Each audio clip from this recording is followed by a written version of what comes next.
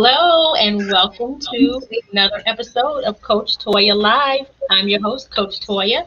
I'm a credit and financial coach who helps aspiring homeowners get their finances together and increase their credit scores.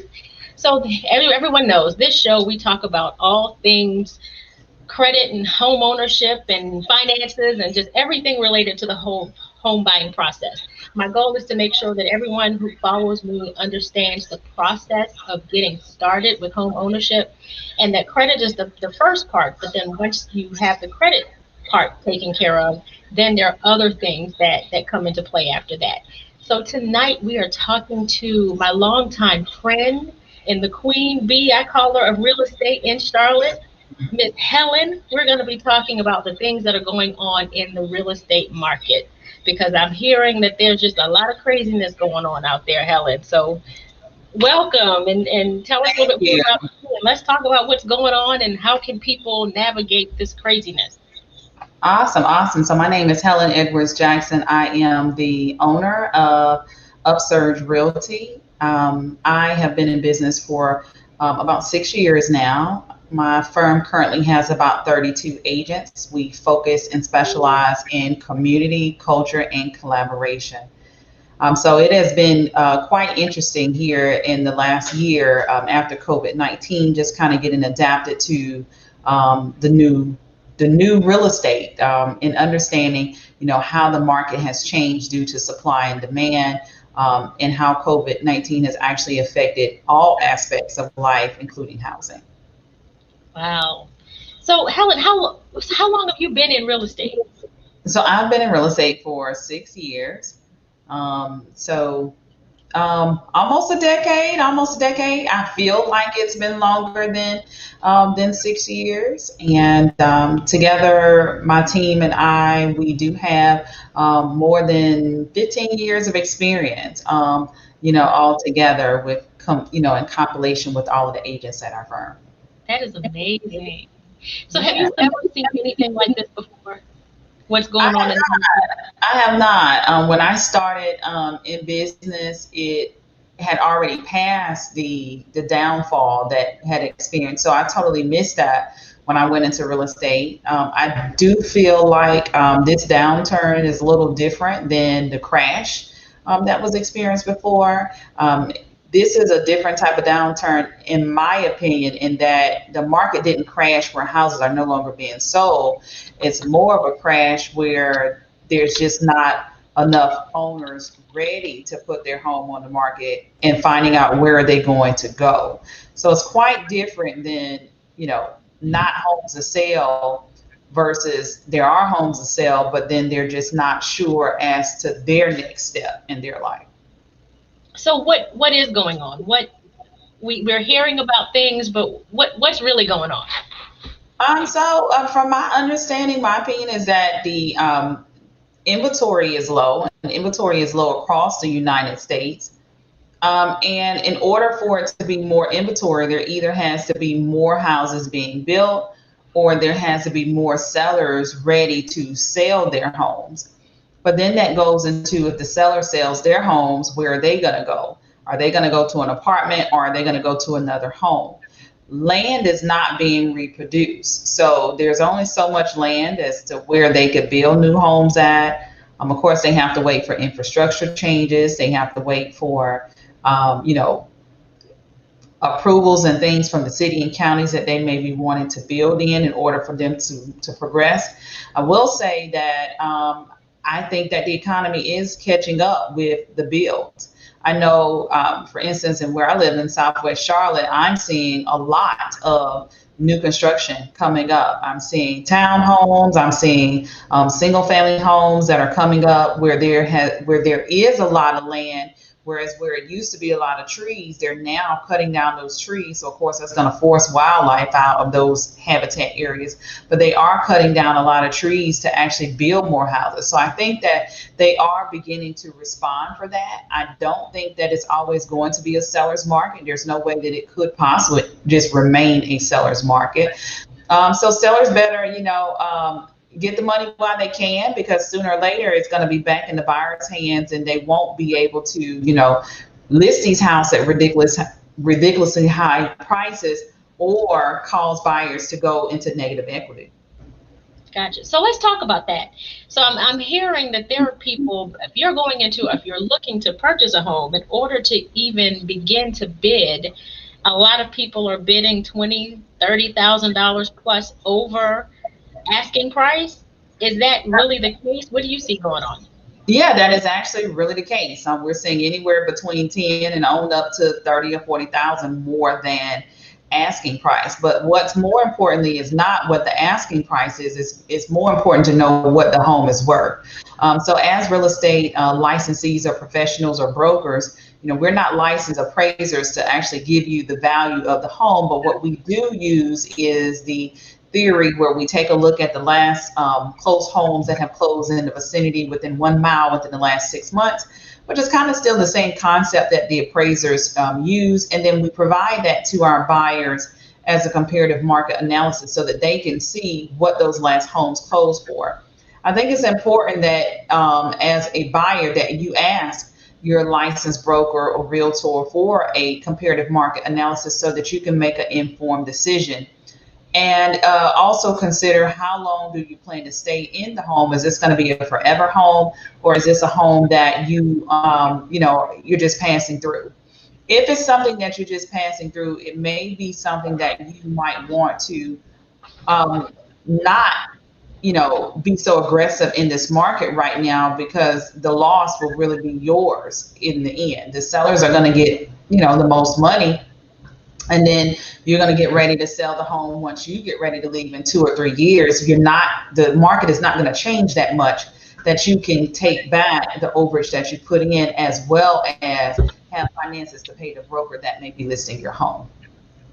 Wow. And that's something that a lot of people are probably not thinking about. Right.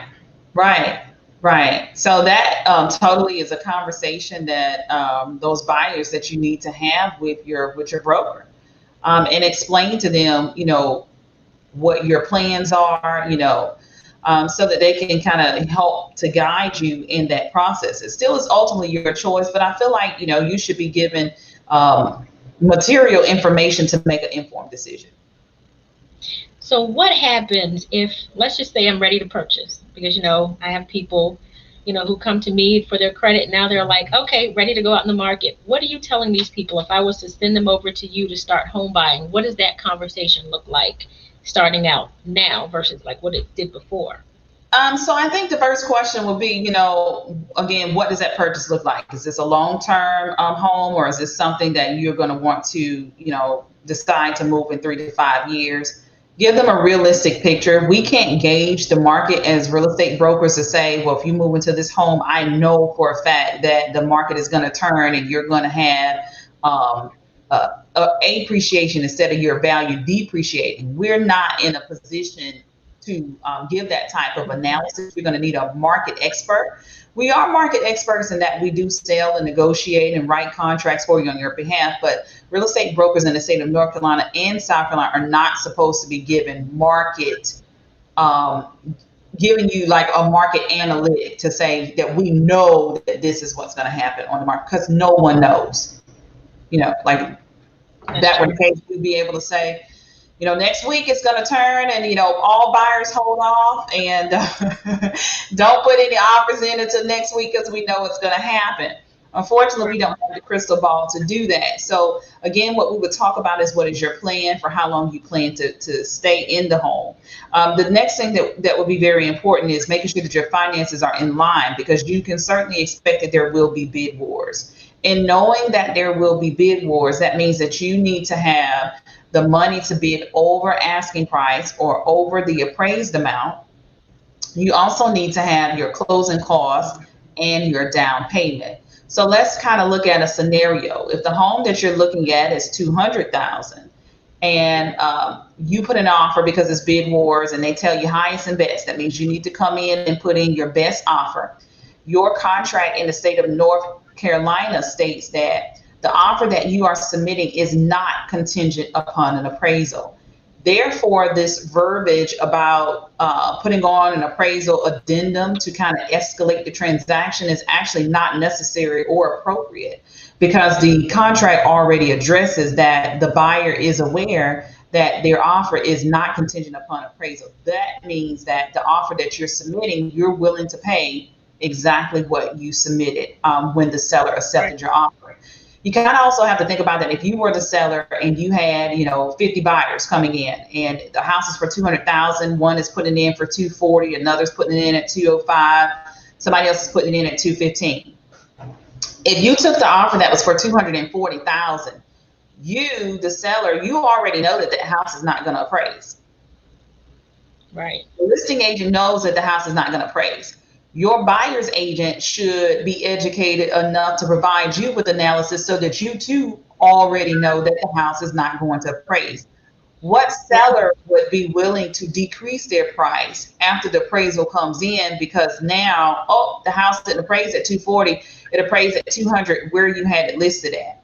Well, you just made them miss other buyers because they took your offer thinking that you understood that the offer was never contingent upon the house appraising. Okay, so I say that to say that if you put it in for that 240, that seller is expecting you to come to the table when it doesn't appraise for the $40,000 plus the 3% for your down payment. If you have 3.5% for FHA, or if you're conventional, 5 on up to 20%, you're coming to the table with that plus the estimated 3% of the down payment. So now that $40,000 turns into almost $60,000 on a $200,000 home. Okay, that might be unrealistic for some buyers. And setting the right expectations for buyers is what will build strong relationships with your buyers. We tend to just give it to you straight and let you know what it is, and then that way you can make a decision on whether or not, hey, I want to be signing an agency agreement with you right now. Maybe I need to hold off. Another thing that we don't practice at our firm is sub-agency, meaning we don't go out and show properties to unrepresented buyers. There is a difference. That is also a form of agency in North Carolina. So we are required to have the seller's permission to show a buyer a property unrepresented, and that would mean that we represent the seller as a seller sub-agency. So that would have to be disclosed upfront to the buyer as well as to the seller to get their permission to proceed to show you their home. Now that could also cause the buyer to be put in situations where anything that you tell us, okay, we're going to read a Miranda to you, any and everything that you tell us will be held against you, okay, because we must go back and tell everything to the seller. I don't know anybody that if we explained it to you like that we really don't represent you. We're going to be representing the seller, okay? And any and everything you say in our conversation, I'm going to report to them. Why would you want to put yourself in that position to go and be shown something with someone that does not represent your best interest? So you have really people that go out to look at homes or expect to look at homes without an agent. There really are people that expect that. Absolutely. Absolutely. So, I don't know where that came about, but once one cookie, one apple spoils the bunch, then, we actually get buyers that call us and they're upset because we won't go and show them a house because Realtor A and Realtor B did. And so my question to them is, I'm glad that they did that. That's great. But unfortunately, we don't put our potential clients in positions that could jeopardize your buying power. Because whether or not you write that contract with me or not, we have to tell them who you are. We have to share all of the details that you told us about you. So if you come back with the other buyer, let's say you told us, again, the house is 200,000. I say you need to give me a copy of your pre-approval letter before I go and show you the house. Okay, because the seller needs to know that you're qualified. You send me the pre-approval letter for 250. And the seller asked me, well, what's the highest amount that they might pay for this house? Well, I work for the seller. So what do I have to tell the seller? And provide to them a copy of your pre-approval letter. They have an approval for 250,000. If you come in with a low ball offer, what if they counter you back and say, thank you for this offer, but we really want 250? Yeah. So you're giving up your card. So you should never go with an agent who does not represent you to go and see any properties because your best interest is not protected. We only owe you, fiduciary duties, not confidentiality, but honesty and fairness. But other than that, our duties would be to, as a sub agent to the seller. Wow. Yeah. So would you tell people, and I don't know if you can answer this question, but is now a good time to buy for someone who's just, you know what, it's a their first time home buyer, it's their first house, they just got their credit together, they don't have a whole lot saved. As a matter of fact, they're interested in some of the first time home buyer programs. What would you tell that buyer that's listening to us now have this conversation? So there's also some bias practices that also come along with down payment assistance programs. The truth of the matter is that if once the seller sometimes finds out that you have a down payment assistance program, your offer is shunned. Oh, So really? Why would that be shunned? Because you've got guaranteed funds coming from the state. So that's what I'm saying. You got guaranteed funds coming from the state. You got guaranteed funds coming from the state. All money is green. So right. why would they feel that they are not a qualified buyer? It's no Right. different than a VA loan. Sometimes they feel that a VA buyer is not a qualified buyer, when VA loans are more qualified than anybody else, and they have 100% financing coming straight from the Veterans Administration. But I think that sometimes, it goes to fair housing practices, that they feel that if someone is getting down payment assistance programs, that they're, not qualified, or that they're a certain race and things like that.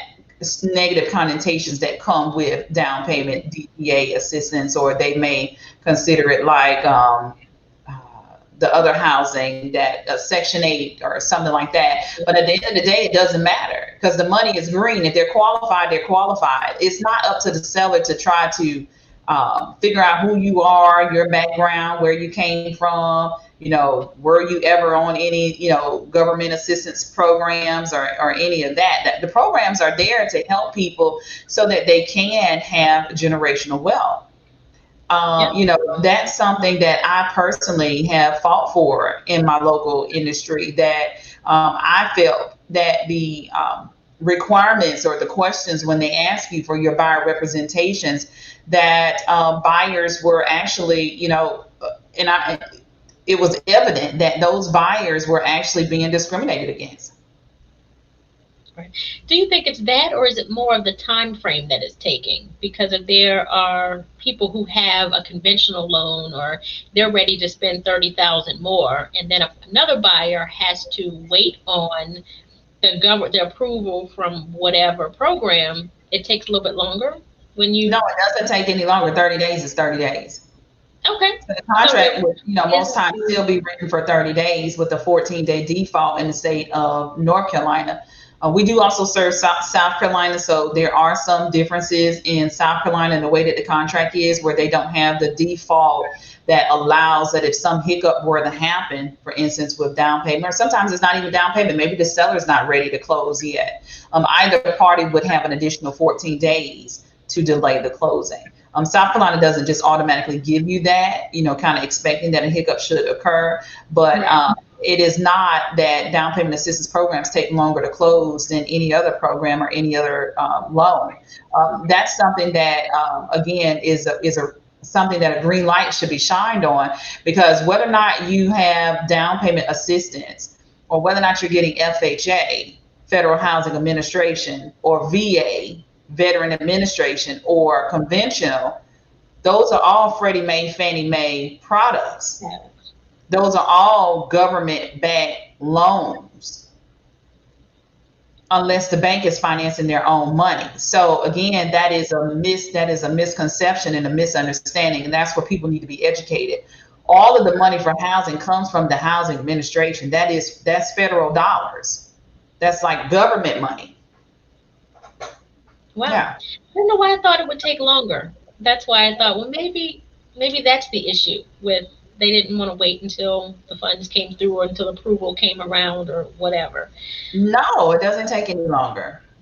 Okay. Anything else you think we need to talk about? Anything that people need to know before embarking on this journey? Yeah, I think that we kind of hit it. Just be prepared for the market. Just know that when there's many buyers on the market, it's easy to get frustrated. A home buying experience is going to be one of the most trying times of your life.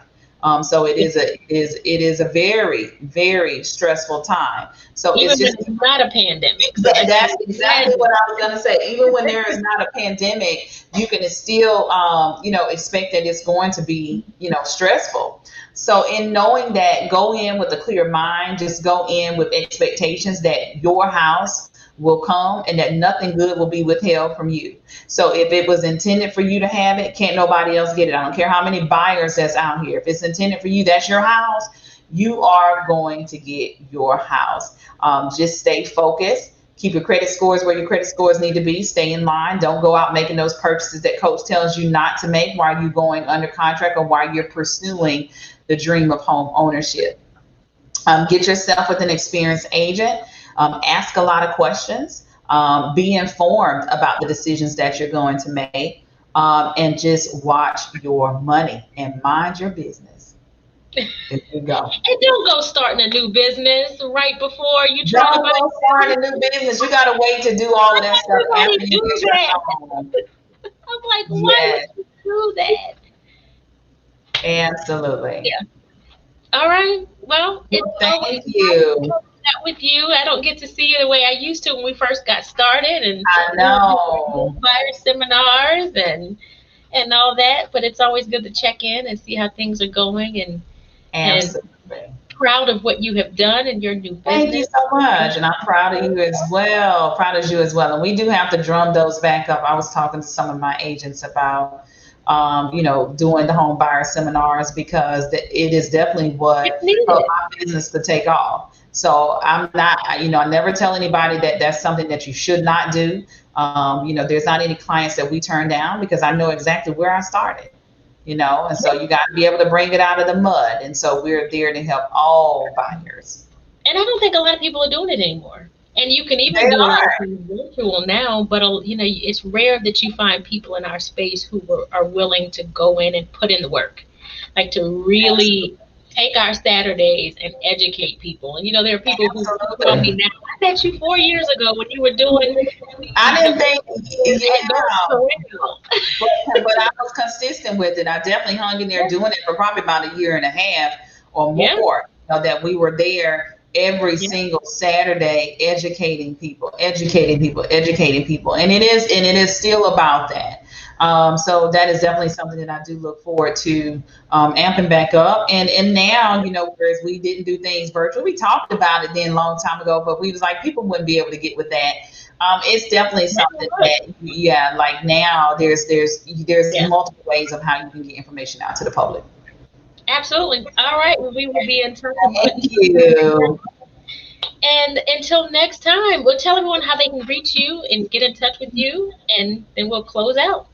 All right. So you can find us at www.leveluprealty.org. If you're ready to start searching for homes, you can go to Upsurge. That's UPSURGE agency.org. You can call us at 980-229-4940 or email us at info@leveluprealty.org. Level up.